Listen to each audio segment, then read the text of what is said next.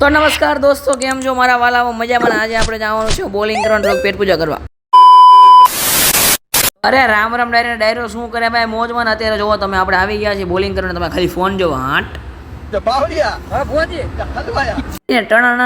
કરતા આપણે તો પીઝા મંગાવી લે. તમે જોઈ લો, મસ્ત દેશી પીઝા આવી ગયા છે. 5 રોટલો ને એમાં માથે થોડા કેપ્સિકમ ને ચીઝનું બાઉલ છે.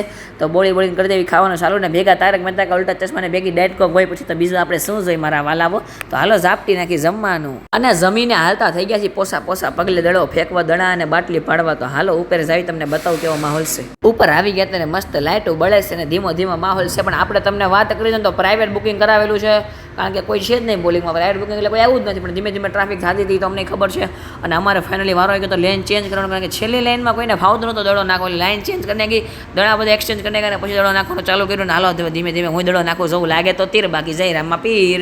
અને ભાઈ તીર લાગવાની તૈયારીમાં છે. મને લાગ્યું સ્ટ્રાઇક જાય, પણ ઓફકોર્સલી સ્ટ્રાઇક ન ગઈને હું પહેલી વાર રમવા ગયો તો મારથી 2 બાટલા વધ્યા. તો સારું કહેવાય. માન્ય ભાઈ કે ઘેરે જાવ છે, તો કે હાલો ઘેરે જવા દેવી. ઘેરે બહાર નીકળ્યા ને ખબર પડી કે ફૂલ અંધારું થઈ ગયું હતું ને રાત પડી ગઈ. તો હવે ભાઈ વ્લોગને એન્ડ કરી નાખું. મળું નવા વ્લોગમાં. જય શ્રી રામ.